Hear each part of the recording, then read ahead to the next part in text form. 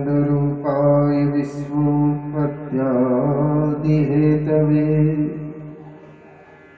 तापत्रय विनाशाय श्रीकृष्णाय वयं नमः। नित्यं शुद्धं निराभासं निराकारं निरञ्जनं नित्यबोधश्चिदानन्दं तस्मै श्री गुरुमूर्तये नमः। परमादरणीय प्रभु की अनुपम कृपा,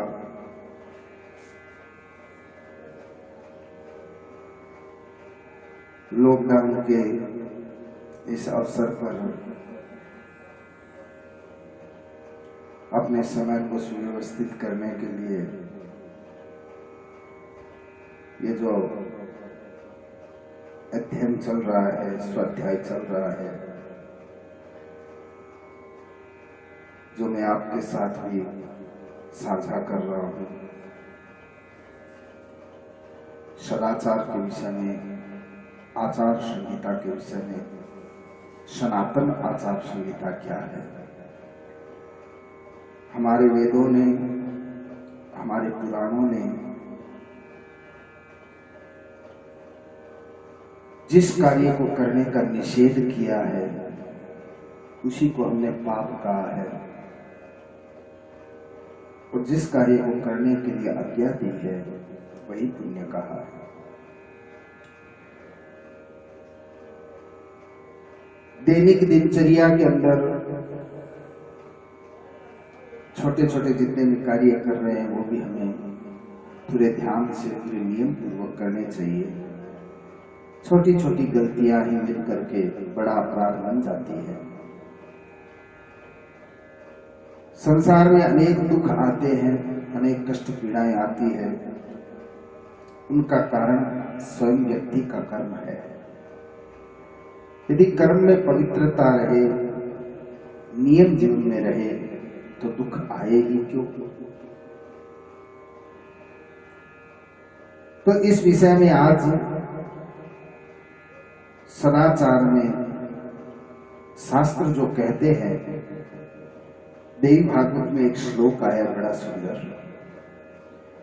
भगवान नारायण नारद जी से कह रहे हैं कि आचारवान् सदा पूतः सदैवाचारवान् सुखी आचारवान् सदा धन्य सत्यं सत्यं च नारद। हे नारद, आचारवान् सदा पूतः, जो सदाचार से अपनी क्रियाएं करता है, आचारवान रहता है, नियम से जो चलता है वो हमेशा पवित्र बना हुआ रहता है। आचारवान सदैव सुखी रहता है। आचारवान व्यक्ति ही धन्य है। जो नियम से चलने वाला है वही धन्य है, वही मानव कहलाने का अधिकारी है। केवल मानव शरीर मिलने से वो मानव नहीं है, नियम से चले वो मनुष्य है, वो मानव है। और नारद जी, ये ऐसी बात नहीं है कि मैं ऐसे ही कह रहा हूं, ये सत्य है, सत्य है। दो बार कह दिया, सत्यम सत्यम च नारद। ये बिल्कुल सत्य है, बिल्कुल सत्य है। सदाचार से रहोगे तो पावन और पवित्र बने रहोगे, लोक में कीर्ति फैलेगी। ऐसा देवी भागवत में आया। कल हमने सोचाचार का विषय दिया, उससे पूर्व शयन का विषय दिया। आज विषय है दंत धवन और तेल लगाना। शरीर पर तेल मालिश करते हैं, मस्तक पर तेल लगा, सर पर तेल लगाते हैं, शरीर में तेल लगाते हैं। ज्यादा लंबा विषय नहीं है, लेकिन बड़ा ध्यान देने योग्य है। हम सवेरे उठ करके दांत जो है, एक परिभाषा हमारे समाज में है दरिद्री व्यक्ति की, कि जिसके दांत मेले हैं वो दरिद्री है। देखने से पता चल जाता है, दांतों पर मेल जमा हुआ है, बड़ा दरिद्री है। दांत साफ होने अति आवश्यक है। बीमारियों से दूर होने के लिए दंत धवन आवश्यक है। सवेरे उठ करके हम स्वचाचार के पश्चात दंत धवन करते, मंजन करते हैं। कहते दंत धवन मंजन जो है सदैव पूर्व और उत्तर दिशा में मुंह करके करना चाहिए। या तो पूर्व दिशा में मुख करके मंजन करो या फिर उत्तर दिशा में मुख करके करो। पश्चिमे दक्षिणे चैव न कुर्यात् दंत धावनम, पद्म पुराण में आया है। दक्षिण और पश्चिम के अंदर मुंह करके कभी दांतों को साफ नहीं करना चाहिए।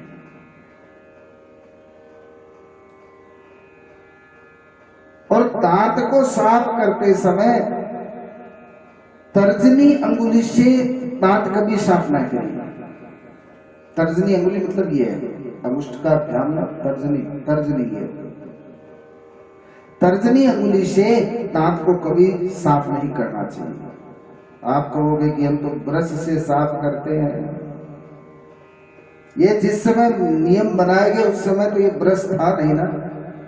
अंगुली से या तांतुल से, पेड़ की लकड़ी से मंजन किया जाता था, अलग अलग लकड़ियों से मंजन किया जाता था। दंतस्य धावनम कुर्यम तर्जन्या कदाचना, पद्म पुराण में आया। तर्जनी अंगुली मुंह में डाल करके ऐसे दंत धवन नहीं करना चाहिए, मंजन नहीं करना चाहिए। कोयले से, बालू रेत से, नाखून से ऐसे दांत, आज तो मंजन किया नहीं, दांत मेले पड़े हैं, तो नाखून से दर्पण में देखा और निकालने कईयों को देखा, वो निकालने लगे। नाखून से दांत साफ कदापि न करें। ईंट, पत्थर आदि से दांत कभी भी साफ नहीं करने चाहिए। दांत साफ रहने से लक्ष्मी की प्रसन्नता बनी रहती है। लक्ष्मी की, हाँ, लक्ष्मीवान बनने का योग बनता है दंत धवन से। दांत सदैव साफ है। ज्योतिष शास्त्र में मैंने कहीं कहीं पढ़ा है, ध्यान में आया है, श्लोक तो ध्यान में नहीं है, लेकिन कहते हैं नवग्रहों के दोष मिट जाते हैं। विशेषतः राहु की दशा चल रही है, उसको विशेष रूप से दांत एक क्षण के लिए भी मेले नहीं रखने चाहिए, दांत धोने चाहिए। क्रूर ग्रहों के दोष की निवृत्ति हो जाती है, उनकी दशा ठीक हो जाती है, लक्ष्मी प्रसन्न हो जाती है। ऐसा दंत धवन की विधि बताई। अनेक प्रकार के रोग जो मुख द्वार से हमारे भीतर जाते हैं, हमने अन्न खाया, कुछ भी खाया पिया, वो दांत में जमा रह गया और बाद में वो सड़ करके उसमें कीड़े पड़ जाते हैं, कीटाणु पड़ जाते हैं, और वही जब पेट में जाते हैं तो अनेक प्रकार के रोग हो जाते हैं। तो सावधान रहें, दांत हमेशा साफ करें। और जो दांत साफ करने के लिए हम मंजन लेते हैं वो औषधि युक्त होना चाहिए, उसमें औषधीय गुण होना चाहिए। पहले जो मंजन करते थे दांतुन करते थे, दांतुन औषधीय गुणों वाले वृक्षों की लकड़ी को 12, अब वो तो अभी तो कोई करता नहीं वैसे, लेकिन शास्त्र में आया वो मैं बता दूं। 12 अंगुल का दांतुन होता था, 12 अंगुल लंबा दांतुन, गीली लकड़ी, और अनेक वृक्ष बताए गए। और अलग अलग वृक्ष का दांतुन करने से अलग अलग लाभ होता है, ऐसा भी वर्णन आता है। दांतुन में अपामार्ग की लकड़ी, नीम की लकड़ी, खेर की लकड़ी, आम की लकड़ी, अर्जुन वृक्ष की लकड़ी, बेर की लकड़ी, बेर की लकड़ी से दांतुन करने से लक्ष्मी वृद्धि होती है। महुआ की लकड़ी, 12 आंगुल लकड़ी लेकर के उसको आगे से थोड़ा दांतों से चबा करके बाद में सफा करना चाहिए। दांतों को साफ किया जाता था। आज भी कई लोगों को देखा नीम की लकड़ी से करने से कीड़े नहीं लगते दांत में।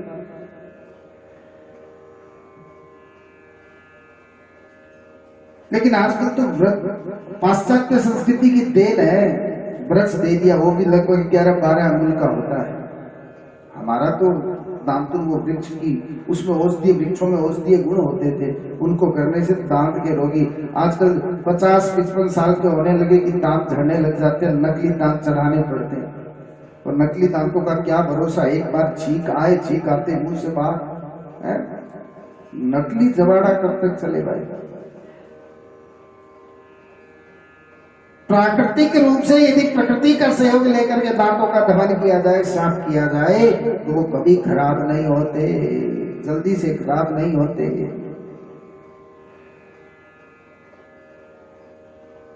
मंजन में पेस्ट वही काम में लेना। ब्रश जो होता है, ब्रश कहते हैं कि नित्य नई लकड़ी लेनी होती थी।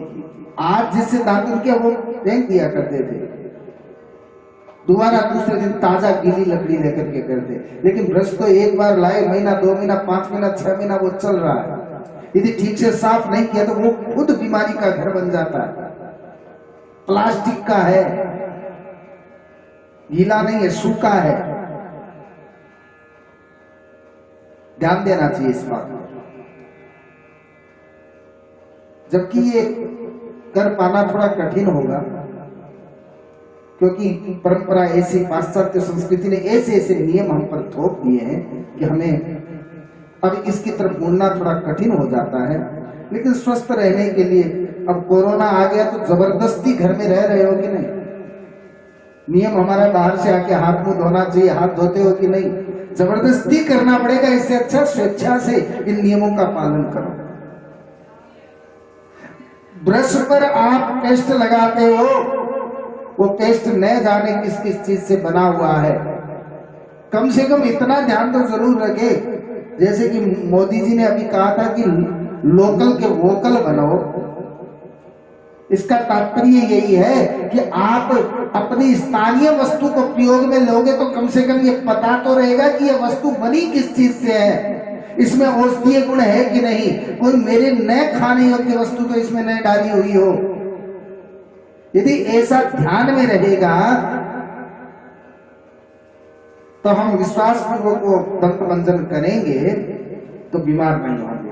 अब बाहर से बने हुए पेस्ट आते हैं, न जाने उनमें क्या क्या डाला जाता है। हो सकता है हमारे धर्म के विरुद्ध कुछ डाल दिया जाए, जिससे धीरे धीरे ये स्लो पॉइजन है, धीरे धीरे ऐसी चीजें दे दी जाती है जिससे हमारा धर्म, हमारी बुद्धि, हमारी अंतरात्मा मलिन होती जाती है। इसलिए सावधान हो जाए।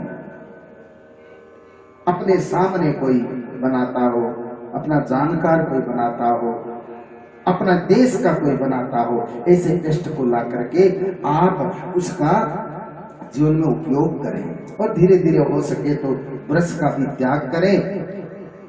लकड़ी मिल जाए जो मैंने बताए हैं पीछे उनमें से, तो उनसे बिना पेस्ट के ही वो लकड़ी अपने आप में दिव्य गुणों का भंडार है। वृक्ष के अंदर दिव्य औषधीय गुण होते हैं, औषधीय गुणों से संपन्न एवं बिना केमिकल का। हाँ, इन पेस्टों में जो बाहर से आते हैं, न जाने कौन कौन से केमिकल मिले हुए आते हैं, तो वो हमारे दांतों पर, डॉक्टर के पास जाओगे तो न जाने क्या क्या बताएंगे। ये धार्मिक प्रेरणा है, ये धार्मिक धर्म के वैदिक आचार संहिता है। मैं इसी के आधार पर आपको बता रहा हूं, डॉक्टरी आधार पर नहीं बता रहा हूं। विचार हमें अपने विवेक से करना है कि हमें क्या उचित है, क्या अनुचित है। सुनो, अभी जो डॉक्टर बताते हैं उनकी भी सुननी है, धर्मशास्त्र की भी सुननी है, और जो विवेक से अच्छा लगे, जो आवश्यकता हो। कभी कभार दांत में रोग लग गया, डॉक्टर ने कहा अमुक टेस्ट करो, अब वो चाहे कहीं का बना हुआ है, दवा उसके अंदर डाली हुई है, विशेष रूप से दवा डाली हुई है, वो करना ही पड़ेगा, औषधीय रूप से करना पड़ेगा। दंत धवन जब करते हो तो कल थूकने की विधि तो बताई थी, नीचे मुंह करके थूकना चाहिए, दूर इधर उधर नहीं थूकना चाहिए। क्योंकि जिस परिवार में हम रह रहे हैं, हमारे अंदर कोई मान लो कोई रोग है और हम थूकते हैं, वो थूक यदि कोई संपर्क में आता है तो उससे भी रोग फैल सकता है। इसलिए वो नाली के अंदर या जहां उचित स्थान हो वहीं पर कुल्ला थूकना चाहिए। आजकल देखते हैं मुंह में झाग चढ़ाए हुए और चारों तरफ देखते घूमते फिरते इस तरह से मंजन करते हैं, उसका औचित्य नहीं है। सावधानी पूर्वक मौन रह करके मंजन करना चाहिए।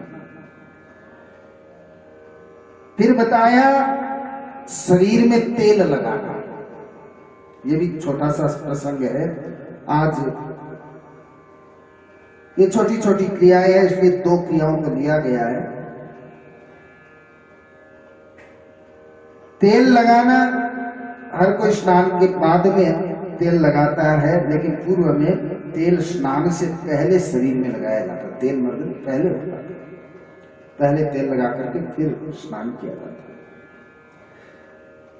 कई लोग तो ऐसे तो रोज तेल लगाते हैं, लेकिन कई लोग ऐसे हैं जो कभी कभार तेल लगाते हैं। तो इसमें नियम अलग अलग बताए।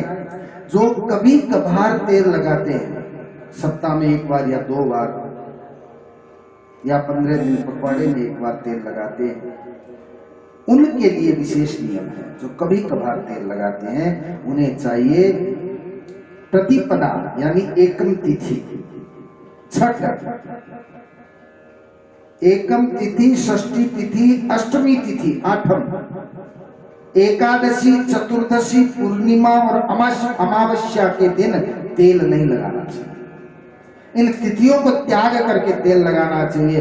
तिथियों को ही नहीं, वारों का भी बताया गया है, कौन से वार को तेल लगाएं, कौन से जो कभी कभार तेल लगाते हैं उनके लिए। रविवार को यदि हम तेल लगाते हैं तो कहते हैं उससे क्लेश उत्पन्न होता है परिवार में, मन में। रविवार को तेल शरीर पर लगाने से क्लेश होता है। मंगलवार को शरीर पर तेल लगाने से अनेक प्रकार की बीमारियां शरीर में आती है। बृहस्पतिवार, गुरुवार को तेल लगाने से निर्धनता आती है और शुक्रवार को तेल लगाने से अनेक प्रकार की हानि जीवन में होती है। इसलिए इन वारों का हमें त्याग करना चाहिए। 3 बार बताए गए तेल लगाने के लिए, सोमवार, बुधवार और शनिवार। सोमवार के दिन जो तेल लगाता है कहते हैं चेहरे पर कांति आ जाती है, हाँ, ग्लो आ जाता है, चेहरे पर चमक आ जाती है। बुधवार के दिन तेल लगाने पर सौभाग्य की वृद्धि होती है और शनिवार को विशेष रूप से शनिवार को तेल लगाना बताया है। उस दिन सर्व समृद्धि का दाता है, शनिवार को तेल लगाना।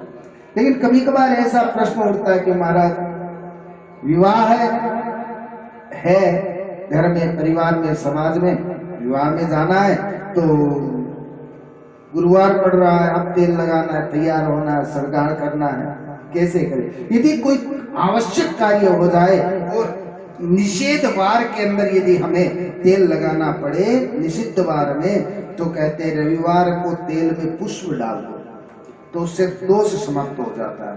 मंगलवार के दिन जो तेल आप लगा रहे हो उसमें मिट्टी डाल करके उसको लगा लो, दोष समाप्त हो जाता है।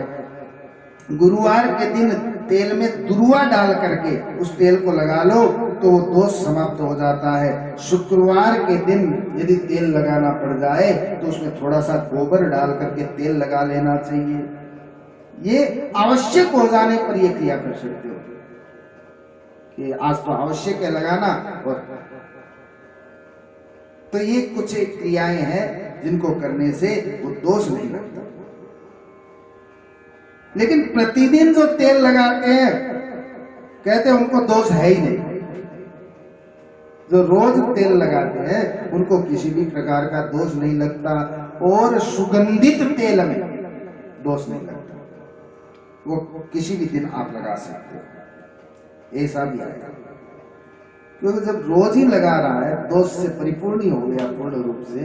तेल लगाना, रोज लगाना वर्जित है, नहीं लगाना चाहिए। लेकिन यदि लगाने लग गए तो दोष मुक्त हो गए, ये दोष नहीं लगते। सरसों का तेल ग्रहण काल को छोड़ करके कभी भी लगा सकते हो। सरसों का तेल ग्रहण काल को छोड़ करके कभी भी लगा सकते हो, इसमें कोई दोष नहीं होता। और विशेष रूप से एक बात जान लीजिए कि हम जब तेल लगाते हैं तो सिर पर तेल लगाने के बाद में जो हाथों में तेल लगा रहता है, उस तेल को शरीर के अन्य भागों में नहीं लगाना चाहिए।